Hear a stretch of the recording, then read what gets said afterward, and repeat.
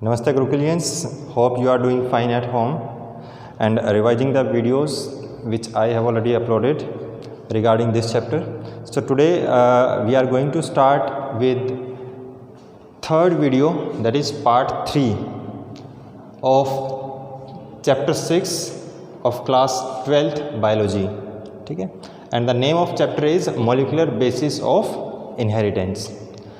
In previous two videos we have covered the basic structure of polypeptide. जो first video थी हमारी उसमें हमने किया था basic structure of polypeptide chain, कि उसके अंदर जो पॉलीपेप्टाइड चेन है वो बनती कैसे है, न्यूक्लियोटाइड कैसे आपस में एक दूसरे के साथ बाइंड होते हैं, कौन कौन सी बॉन्ड बनती है, किस टाइप की शुगर होती है पेंटोज में, पेंटोज शुगर में राइबोज है कि डीऑक्सी राइबोज है, 5 different type of nitrogen species and phosphate group वगैरह. ठीक है. सेकेंड वीडियो में हमने किया था कि डीएनए का स्ट्रक्चर क्या है. ठीक है. Double helical structure which was given by Watson and Crick, उसको डिटेल में किया था हमने, चारकाफ रूल किया था. प्लस हमने उसी सेकेंड वीडियो के अंदर हमने किया था कि how can we say that DNA is the genetic material. So there were some experiment which was done. The first experiment was done by Griffith, but he was unable to find what exactly the nature of transforming material, कि जिस वजह से वो bacteria R strain से S strain में change हुआ था, उसको ये पता नहीं चला कि वो किस वजह से हुआ था. ठीक है. तो उसी को एक्सटेंड करते हुए 3 साइंटिस्ट के नाम थे, एवरी, मैक्लियोड एंड मैककार्टी. उन तीनों ने क्या बताया था कि उस ट्रांसफॉर्मिंग सब्सटेंस का कि किसकी वजह से ट्रांसफॉर्मेशन हुई थी, तो उन्होंने ये कंफर्म करके बताया कि वो डीएनए की वजह से हुई थी. ठीक है. तो उससे थोड़ा सा ये पता चल गया कि डीएनए जेनेटिक मटेरियल. ठीक है. उससे रिलेटेड नेक्स्ट एक टॉपिक है कैरेक्टरिस्टिक्स ऑफ जेनेटिक मटेरियल. ये करने के बाद एक एक्सपेरिमेंट हम फिर से करेंगे which will show the experimental proof for DNA as genetic material. ठीक है. तो वो करने से पहले एक बार ये कर लेते हैं कैरेक्टरिस्टिक्स ऑफ जेनेटिक मटेरियल, कि क्या क्या कैरेक्टरिस्टिक्स फीचर होनी चाहिए जेनेटिक मटेरियल में. सबसे पहला, it should be stable. Stable मतलब रिएक्टिव ना हो ज़्यादा, क्योंकि रिएक्टिव होगा तो वो कुछ ना कुछ और किसी फॉर्म में चला जाएगा, तो वो स्टेबल तो होगा ही नहीं. तो it should be stable. Second, it should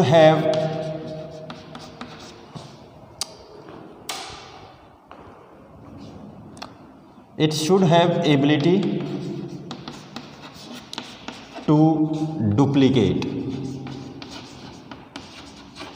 मतलब मल्टीपल कॉपीज़ बनाने की इसके अंदर एबिलिटी होनी चाहिए. ठीक है.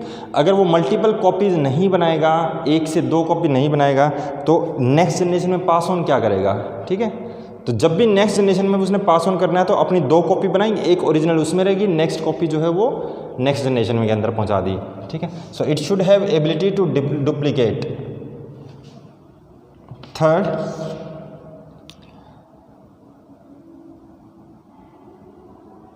ability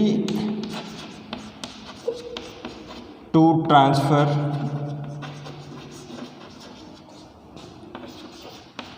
genetic information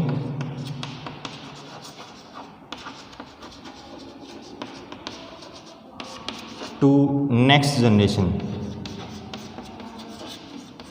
तो नेक्स्ट जनरेशन तक अगर वो इंफॉर्मेशन पहुंचा सकता है तो ही हम उसको जेनेटिक मटेरियल बोलेंगे. अगर वो नेक्स्ट जनरेशन तक इन्फॉर्मेशन नहीं पहुंचा सकता तो उसको जेनेटिक मटेरियल हम नहीं बोल सकते. Fourth,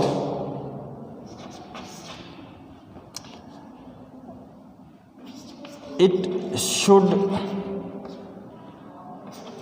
B able to mutate और चेंज.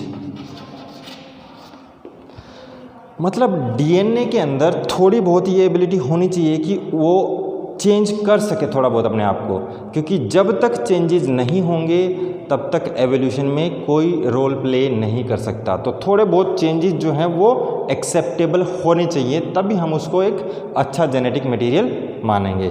ठीक है। म्यूटेट मतलब म्यूटेशन, ये हमने 5वें चैप्टर में करा था कि म्यूटेशन कैसे कैसे हो सकते हैं, point mutation, frame shift mutation. Frame shift शायद आपको नहीं बताया था। नेक्स्ट, शुड हैव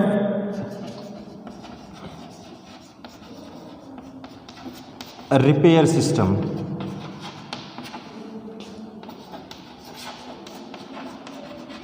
ठीक है, कि अगर कुछ चेंजेस आ जाते हैं, कुछ ज़्यादा ड्रास्टिक चेंजेस होते हैं, तो उसके अंदर एक ऐसा मैकेनिज्म होना चाहिए जो उस चेंजेस को को रिपेयर कर सके। ठीक है, तो that genetic material should have a proper repair system. तो अब ये कुछ प्रॉपर्टीज़ हैं जो जेनेटिक मटेरियल में होनी चाहिए, और हम बोलते हैं कि जेनेटिक मटेरियल में भी डीएनए हो सकता है, आरएनए भी हो सकता है, प्रोटीन भी हो सकता है। ठीक है, बट प्रोटीन बिल्कुल कैंसल है। क्यों? क्योंकि उसके अंदर ये प्रॉपर्टी है ही नहीं। पहली बात तो वो उसके अंदर ये इन्फॉर्मेशन ही नहीं ट्रांसफ़र कर सकता है एक जनरेशन से नेक्स्ट जनरेशन के अंदर। दूसरा, उसके अंदर कोई रिपेयर सिस्टम नहीं होता। ठीक है, so due to absence of this, protein तो आपका बिल्कुल ही आउट ऑफ ऑप्शन है। आपके पास ऑप्शन बची या तो डीएनए या आरएनए। तो दोनों के अंदर इसमें से कुछ पॉइंट्स मैच करते हैं। ठीक है, एबिलिटी स्टेबल भी है थोड़ा बहुत, कम प्रोटीन से ज़्यादा, दोनों के दोनों। डुप्लीकेशन की प्रॉपर्टी भी है, जेनेटिक मटेरियल को नेक्स्ट जनरेशन तक पास ऑन भी कर सकता है। ठीक है, चेंजेस भी आ सकते हैं। रिपेयर सिस्टम में होता है कि डीएनए का रिपेयर सिस्टम नहीं है, बट नहीं, आरएनए का रिपेयर सिस्टम नहीं है, बट डीएनए के पास अपना खुद का रिपेयर सिस्टम है। तो हमारे पास ऑप्शन बची दो, इधर डीएनए और आरएनए।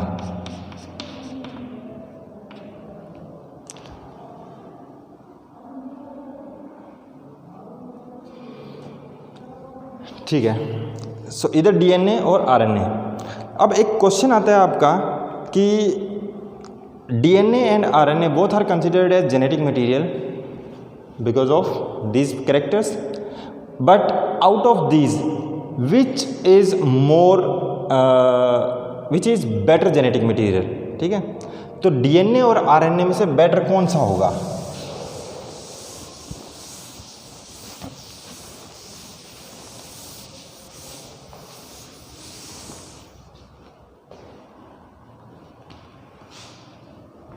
तो यहाँ पे क्वेश्चन चेंज कर देते हैं।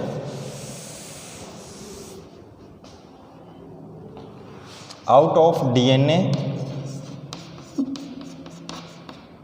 And RNA,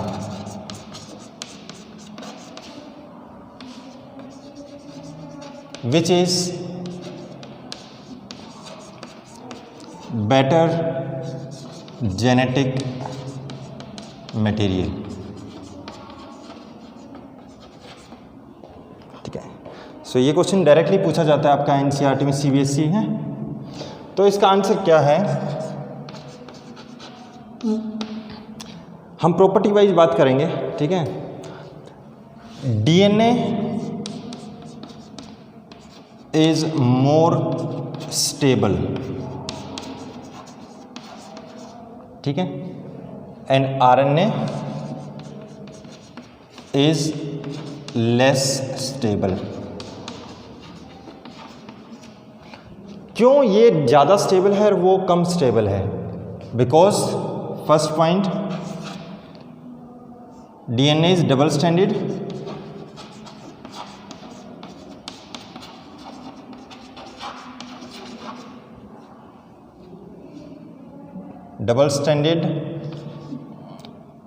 because of BCZ लिख रहा हूँ बिकॉज की जगह पे। ठीक है, because of hydrogen bonds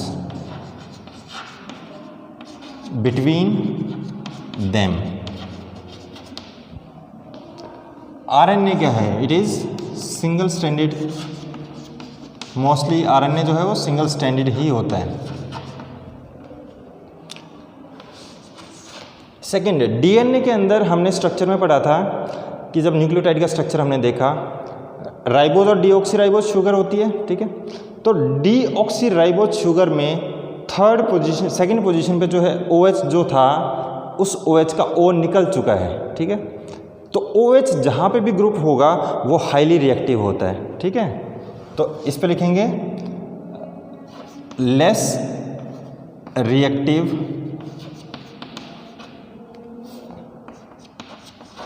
due to absence of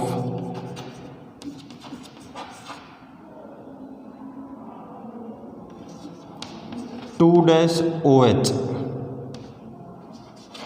group of deoxyribose sugar, ठीक है। तो यहाँ पे वो एब्सेंट है, यहाँ पे इसको लिखेंगे मोर रिएक्टिव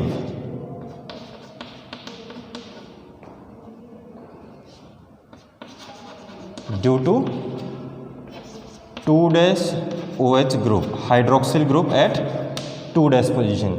तो जब कोई ज़्यादा रिएक्टिव होगा तो हम उसको क्या लिख सकते हैं, लेस स्टेबल। पर ये लेस रिएक्टिव है तो ये मोर स्टेबल होगा।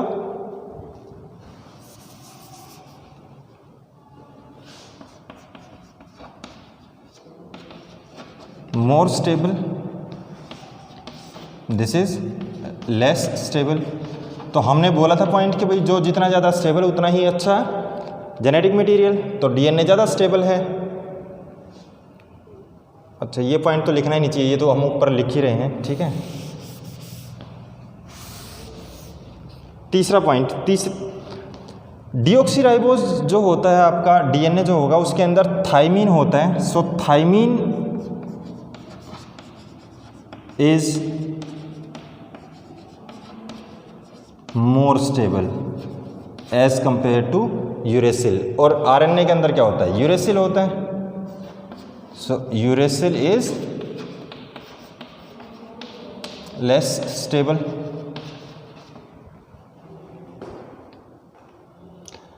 तो ए पॉइंट जो था उसके 3 सब पॉइंट बन गए। तो मुझे इसका बल्कि नंबरिंग चेंज करता हूँ मैं थोड़ी सी, ऐसे नंबरिंग नहीं दिखाते।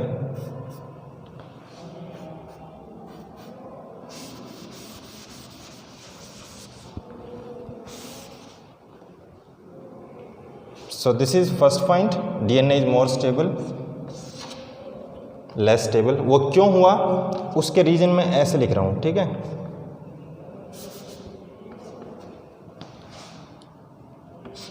First point, second point, third point.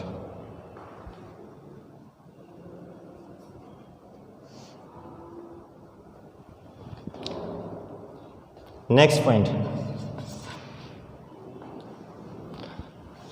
अभी हमने बोला कि डीएनए जो है वो लेस स्टेबल है।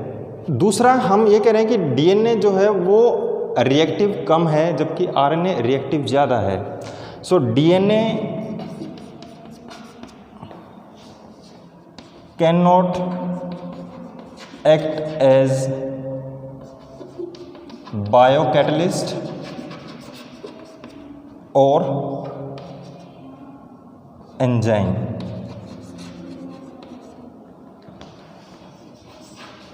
While RNA can act as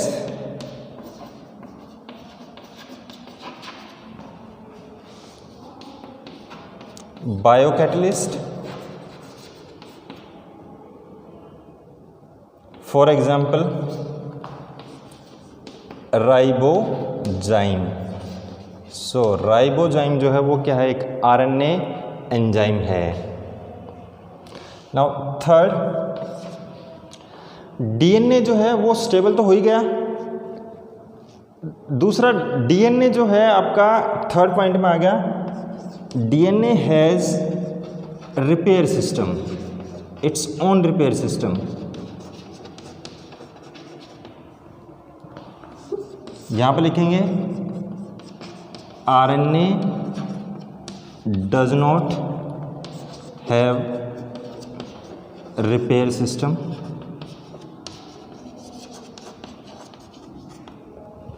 तो अभी तक जो हम बात कर रहे हैं, देखो इसका पलड़ा भारी है, ये उससे कम पड़ रहा है।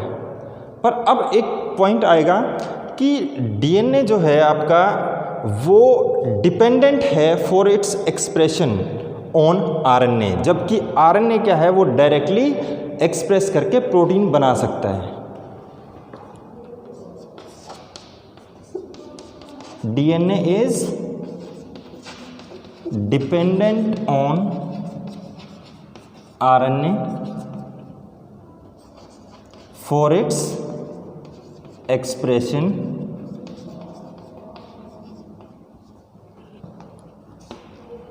जबकि RNA directly expresses by forming proteins।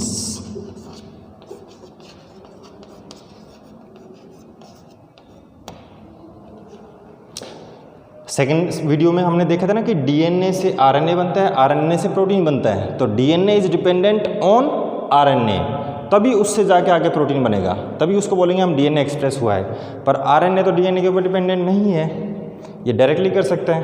ठीक है, तो अब ये कुछ पॉइंट ऐसे हैं, इनके बेसिस पे हम क्या बोल सकते हैं कि जो डीएनए है this is more favourable for storing information while for expressing the information RNA is better.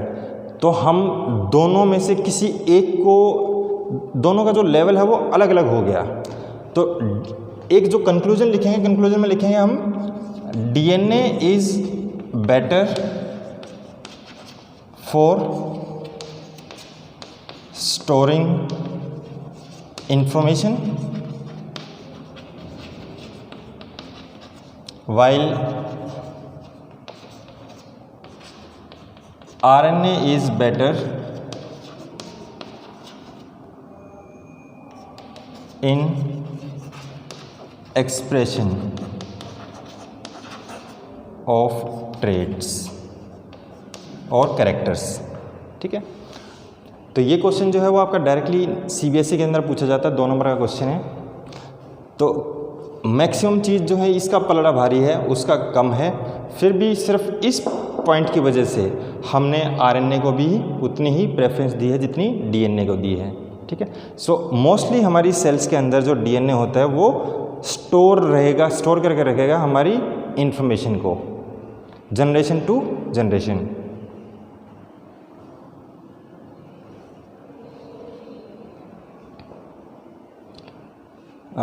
एक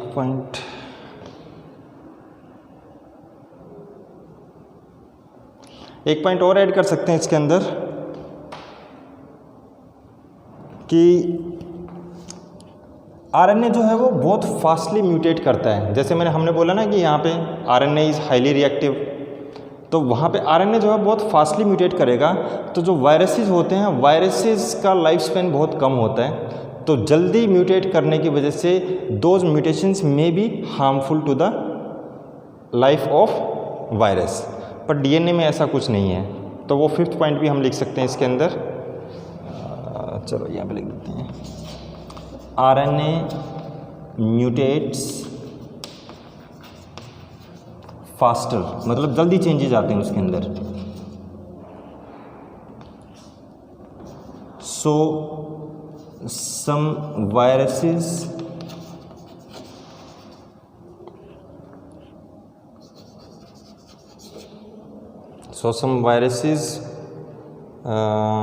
पॉइंट गलत बन रहा है।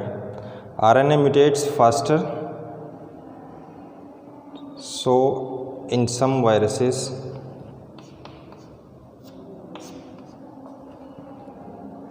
it may not be beneficial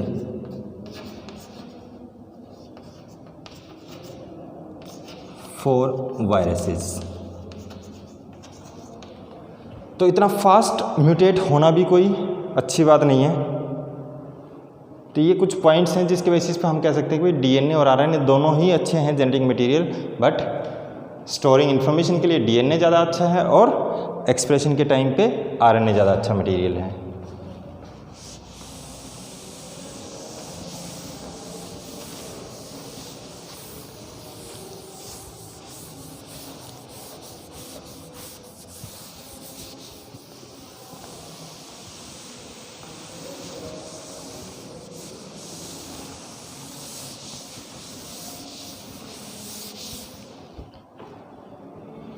फिर इसमें एक टॉपिक है आरएनए या आरएनए वर्ल्ड बोल देते हैं उसको। उसके मोस्टली जो पॉइंट्स हैं वो हम ऑलरेडी यहाँ पे डिस्कस कर चुके हैं, तो मेरे ख्याल से दोबारा लिखने की ज़रूरत नहीं है उनको, तो मैं उस टॉपिक को यहाँ पे छोड़ रहा हूँ। 4-5 पॉइंट हैं उसके बस, कि आरएनए जो है वो फर्स्ट जेनेटिक मटेरियल है। चलो लिख देते हैं आरएनए वर्ल्ड। उसके अंदर क्या है, RNA is first genetic material.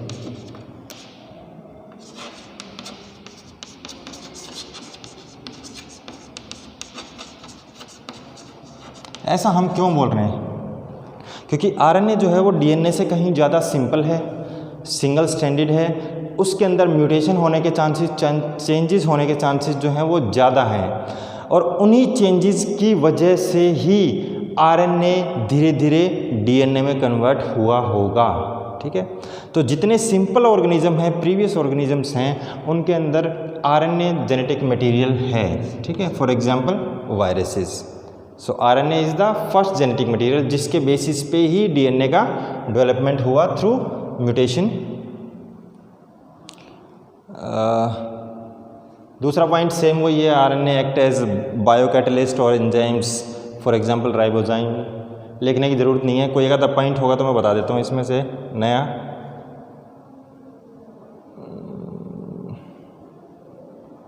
बस कुछ नहीं, और सिंपल यही लिखा हुआ है कि जो डीएनए का एवोल्यूशन हुआ है दैट इज़ अराउंड आरएनए, उसी के बेसिस पे हुआ है। तो अब नेक्स्ट टॉपिक पे चलते हैं हम। Next topic is experimental proof. Experimental proof for DNA as genetic material.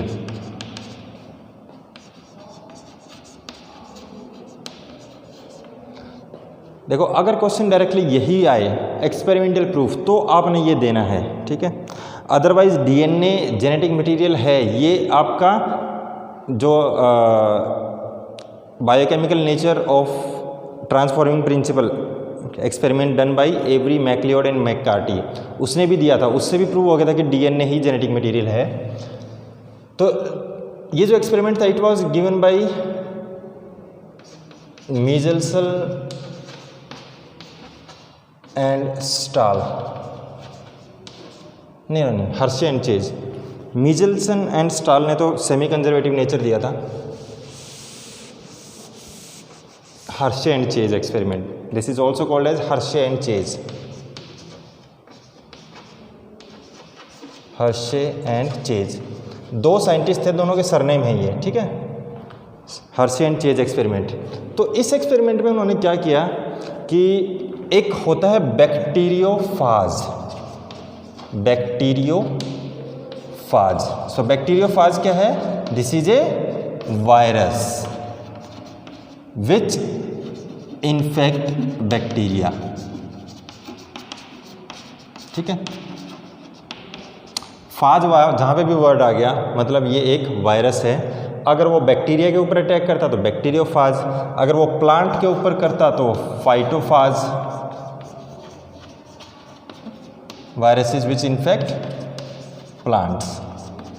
तो हम यहाँ पे बात करेंगे बैक्टीरियोफाज की। सो बैक्टीरियोफाज क्या है? एक ऐसा आपका वायरस है विच विल इन्फेक्ट बैक्टीरिया। तो उसका एक जनरल सा स्ट्रक्चर है।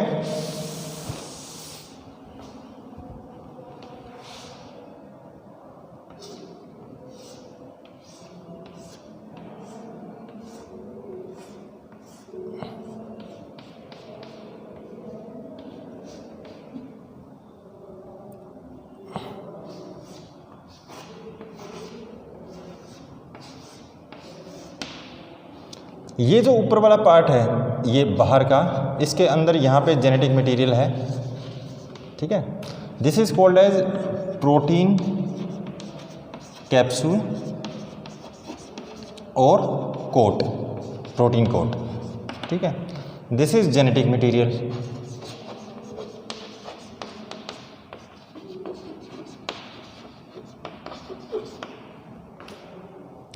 This is neck region tail, ठीक है। यहाँ पे एक प्लेट होती है, ये मोटर एंड प्लेट कुछ ऐसा नाम होता है। टेल का काम होता है कि बैक्टीरियोफाज, अब मान लो ये एक बैक्टीरियोफाज है, मतलब ये एक बैक्टीरिया है। बैक्टीरिया के ऊपर जब ये वायरस ऐसे अटैच होगा तो इस टेल की हेल्प से होगा, ठीक है। और ये जो होलो नेक है इसके अंदर से डीएनए बैक्टीरिया के अंदर आ जाएगा, ठीक है। बाकी कोई चीज़ इसके अंदर नहीं जाएगी, ठीक है। Only the genetic material will pass on from bacteriophage into bacteria host. तो बैक्टीरिया क्या है, इसका एक होस्ट है, और ये क्या है, उसके ऊपर एक पैरासाइट है। So this is bacteria, bacterial cell. Specifically हम बोल देते हैं ई कोलाई, एस्चेरिचिया कोलाई। तो जब ये इसके ऊपर इन्फेक्ट करेगा तो हरदम इसका जो डीएनए है वो इस होलो नेक के अंदर से निकलते हुए इसके अंदर यहाँ आ जाएगा, ठीक है।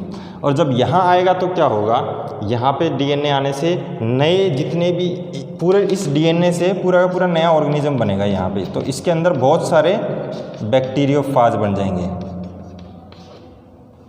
ठीक है। तो ये थोड़ा सा आइडिया दे रहा हूँ मैं, अब डिटेल एक्सपेरिमेंट करते हैं। सो जेनेटिक मटेरियल सेंटर में, बाहर प्रोटेक्टिंग कवरिंग जो होगी that will be made up of protein.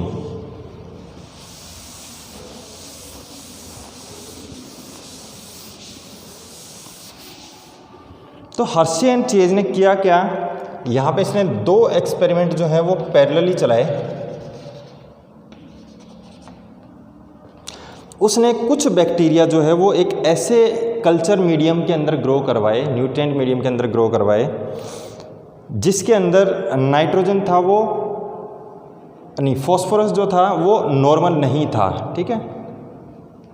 Normally जो फॉस्फोरस होता है उसका फॉस्फोरस एंड सल्फर, फॉस्फोरस का आपका यहाँ पे जो लिया जाएगा वो 32 एंड सल्फर लिया जाएगा 35, ठीक है। तो ये उसके आइसोटोप है, नॉर्मल वाले नहीं है ये, ठीक है। तो फॉस्फोरस 32 वाला एक न्यूट्रिएंट मीडियम लिया और एक सल्फर 35 वाला न्यूट्रिएंट मीडियम लिया। हमें पता है कि जो फॉस्फोरस है, फॉस्फोरस कहाँ यूज हो रहा है आपका, डीएनए के अंदर। जब हम कहते हैं कि phosphate phosphate phosphate, sugar phosphate backbone बनाता है डीएनए की, ठीक है। तो फॉस्फोरस हरदम वहाँ यूज होगा। सल्फर कंटेनिंग कुछ हमारे पास अमाइनो एसिड्स होते हैं, ठीक है। Amino acids, there are total 20 type of amino acid in human being. उसमें से हिस्टिडीन और एक और होता है, दो अमाइनो एसिड ऐसे हैं, मिथियोनिन एंड हिस्टिडीन, जो सल्फर कंटेनिंग अमाइनो एसिड हैं। तो अमाइनो एसिड से क्या बनता है, प्रोटीन बनता है। तो यहाँ पे हम क्या दिखाएंगे, सबसे पहले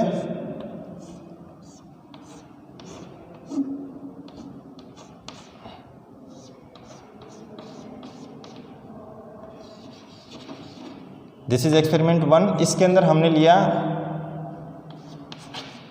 प्रोटीन कोट नॉर्मल और फॉस्फोरस 32 लेबल्ड, रेडियो लेबल हो गया ये, लेबल्ड जेनेटिक मटेरियल।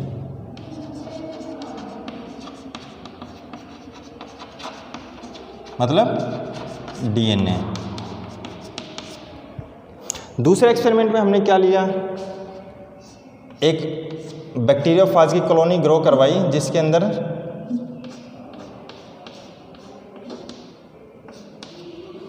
सल्फर 35 वाला प्रोटीन कोट था, लेबल्ड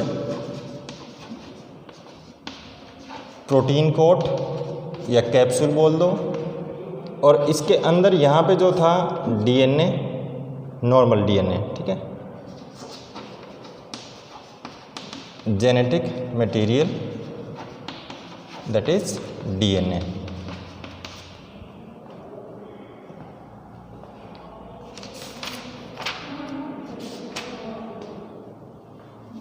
तो फर्स्ट एक्सपेरिमेंट, जो फर्स्ट स्टेप जो है that step is called as infection.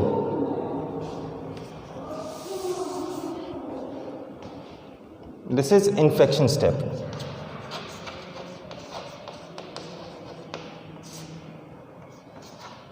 तो इन्फेक्शन में हमने क्या किया, मैं डायरेक्टली यहीं पे बना रहा हूँ ताकि स्पेस आपका बच जाए। तो इन्फेक्शन में हमने दिखा दिया कि भाई ये एक बैक्टीरियल सेल है, इसके ऊपर इसकी अटैचमेंट करवा दिया हमने, ठीक है।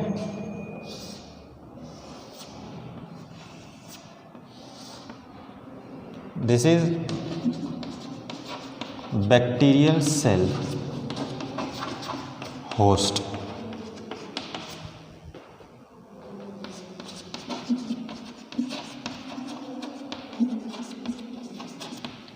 नेक्स्ट स्टेप है आपका सेकेंड, ब्लेंडिंग।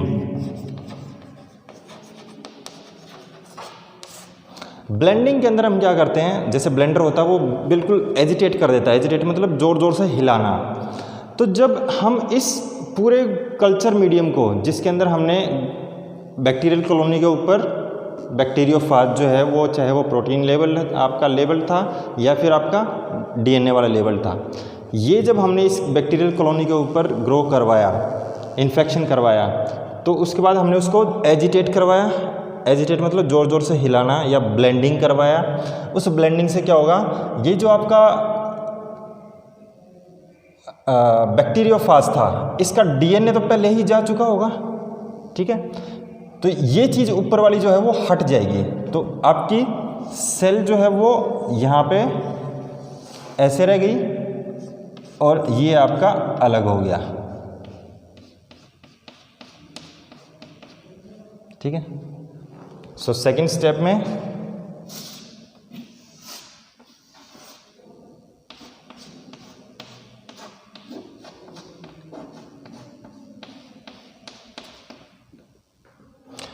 अब देखो, हम कह रहे हैं डीएनए तो इसका अंदर चला गया, यहां पे भी डीएनए अंदर चला गया। तीसरा स्टेप है आपका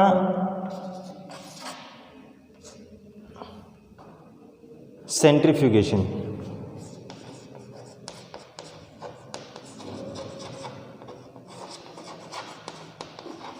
सेंट्रीफ्यूगेशन होता है, किसी भी सैंपल को हमने टेस्ट ट्यूब के अंदर या किसी वायल के अंदर लिया और उसको हमने ज़ोर से ऐसे रोटेट करवा दिया। कुछ फिक्स आरपीएम होते हैं, राउंड पर मिनट, उसके हिसाब से क्या होता है, जो कोई भी चीज़ जो हैवी होगी that will settle down at the bottom, while जो लाइटर होगा that will remain as supernatant. तो बैक्टीरियल कॉलोनी जो होगी, बैक्टीरियल सेल्स जो है वो दे आर ऑलवेज हैवियर। ये जो है आपका प्रोटीन कोट, ये बाकी बॉडी जो है वो रहेगी आपकी लाइटर। तो जब हमने सेंट्रीफ्यूगेशन किया तो सेंट्रीफ्यूगेशन में क्या हुआ, मान लो ये एक सेंट्रीफ्यूगेशन की वायल थी, इसके अंदर नीचे ये बैक्टीरियल सेल हैं,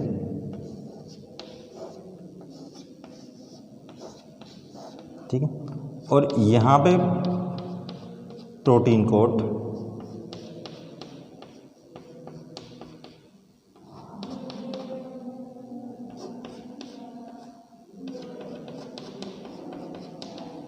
ठीक है। सो इस वाले को बोलते हैं हम सुपरनेटेंट, और इसको बोलेंगे हम पैलेट। पैलेट जो होती है वो हैवी होती है, सुपरनेटेंट जो है वो हरदम लाइट होगा, लाइटर। सो पैलेट जो है वो हैवी हैं तो वो टुवर्ड्स द बॉटम जो है वो सेटल डाउन होंगी, और जो सुपरनेटेंट में जो आपके वायरल कोट्स रह गए हैं वो आपके ऊपर सुपरनेटेंट में रह जाएंगे। तो दोनों केसेस में हम सेम स्टेप कर रहे हैं। सो थर्ड स्टेप में इसमें भी दिखाएंगे हम।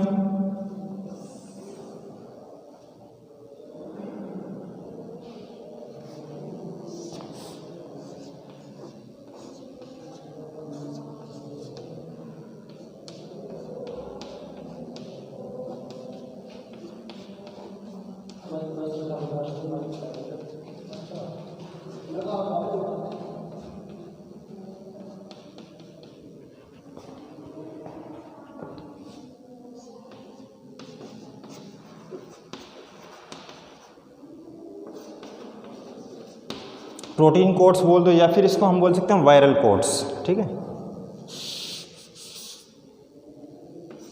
वायरस के हैं ये,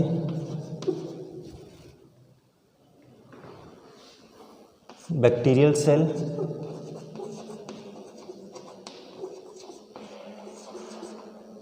तो बैक्टीरियल सेल जो हैं वो तो नीचे पैलेट की तरह सेटल डाउन हो गई। जो वायरल कोड थे, जो हल्के थे, वायरल कोड लिख देते हैं, वायरल, ठीक है। तो वो हल्के होने की वजह से वो ऊपर तैरेंगे, ठीक है। तो इन दोनों एक्सपेरिमेंट में डिफरेंस क्या देखा ऑब्जर्वेशन में, कि जिसके अंदर हमने बैक्टीरियोफाज को P32 से लेबल किया था, ठीक है, उसके अंदर जो पैलेट थी bacterial cell, they showed radio activity,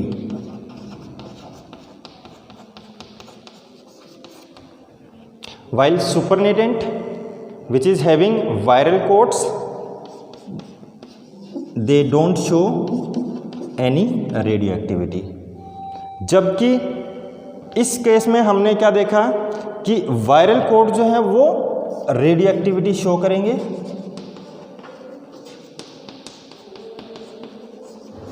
और जो बैक्टीरियल सेल है वो नॉट रेडियो एक्टिव।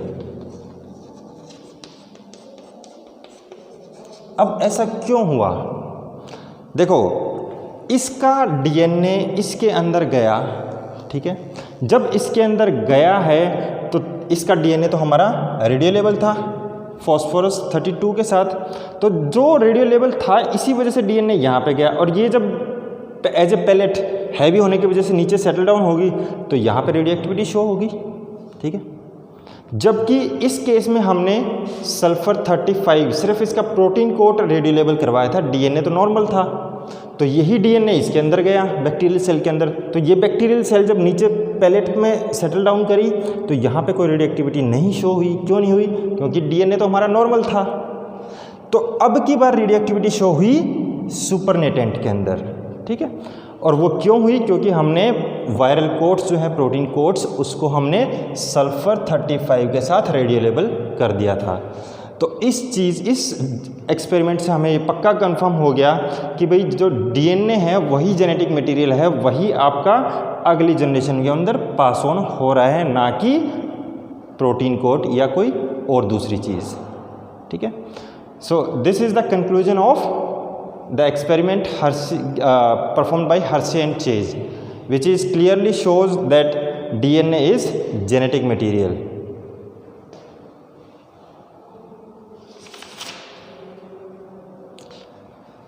तो आई होप कि आपको ये चीज़ समझ में आई होगी।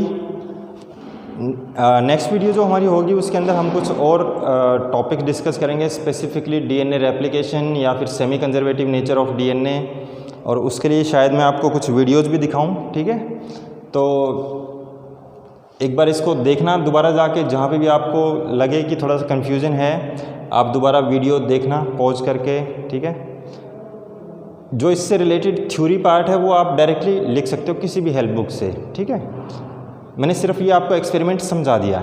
3 स्टेप में हो रहा है, infection, blending and centrifugation. Infection में प्रोटीन जो वायरस है बैक्टीरियोफाज वो इस पे इसके साथ अटैच होता है, ब्लेंडिंग में वो डीअटैच हो जाता है, और सेंट्रीफ्यूगेशन में हम उसको ज़ोर ज़ोर से घुमाते हैं तो उसका हैवी पार्ट नीचे सेटल डाउन हो गया और सुपरनेटेंट ऊपर रह गया।